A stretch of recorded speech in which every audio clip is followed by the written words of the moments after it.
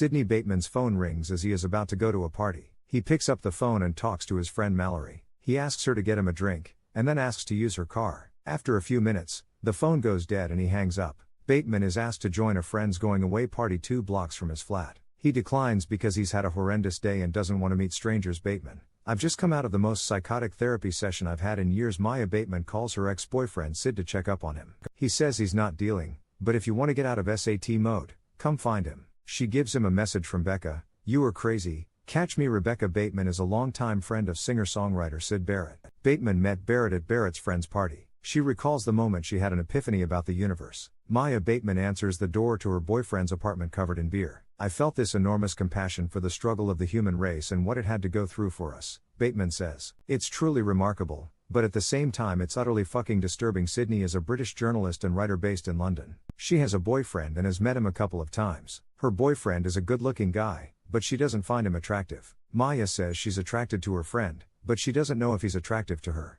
Maya says she would pick her in any equation. "Maya, you just aren't telling me. You have totally different looks." Sydney is about to leave his girlfriend London's going away party. The pair split 6 months and a few days ago. Sid asks if he can have a cigarette and she says yes. He then tries to convince her not to tell London he's doing coke in the bathroom. Sidney Alloway talks about his experiences with S&M clubs in New York. He says he's had many times with an S&M mistress and it's an expensive hobby. The English in general are very into pain and spanking. He says, "The moment you come, you are so sober, I mean so fucking sober." He adds, "You're like, what have I just done? I've just paid $275 for some stranger to whip me." Sidney meets Bateman at a bar in London. The pair get to chatting, but Sid starts to feel dizzy. Bateman insists he needs a drink before he leaves. Sid says he can't believe London is leaving tomorrow. Mallory called Sid to ask if he'd heard that he tried to kill himself. "Sid, I kind of heard that. It's probably, I don't know if it's true." "Mallory, you know my dog Toker?" "Yeah, well, he's epileptic." Sydney is on the phone with her ex-boyfriend. He tries to get her to explain what happened the night before. Sid says she was fucking up and he tried to kiss her. Mallory says she didn't give London her number. She says she was drunk and took her dog's medication. Mallory says London came back to apologize but she doesn't trust him. "Don't go out there telling her. That's the last thing you need,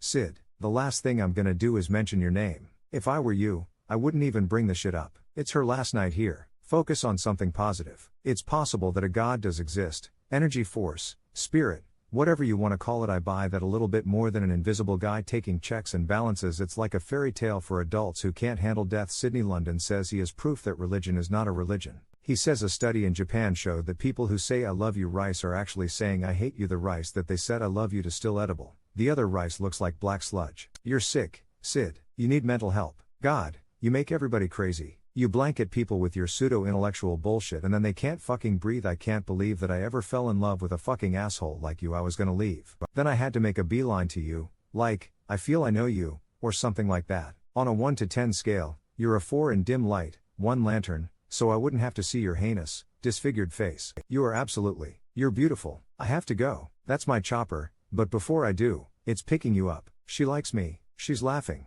How old are you?" 18. 18. Let me just get." Sidney first appeared on The X Factor in 2008. He has since gone on to appear in a number of other reality TV shows. In this interview, he tries to explain how he ended up on the show. "I still have these horribly lucid dreams about Helen. It's almost like your brain is trying to compensate for the absence. We both had one foot out the door for 2 years of our 2.5-year marriage. You know, when they tell you they're leaving, it's like you don't even feel the hollowness." Bateman asks Sid why his wife left him. Sid says he knows his pain. Bateman says he doesn't want to go there. The pair talk for another hour. Bateman reveals how he tormented his ex-girlfriend Sid for 3.5 years. He says he used to call her a whore and fat whore for wanting a big cock in her snatch. Bateman: "I used to say the most horrendous shit to her. If you don't want to go where I'm about to go, then tell me right now and I'll walk out the door. I'll phone my therapist and that will be it." He says, "Pain, my friend, is when the woman you love wants to fuck you 4-5 times a night and you can't. Why? Because I'm an impotent man. That sense of ruination,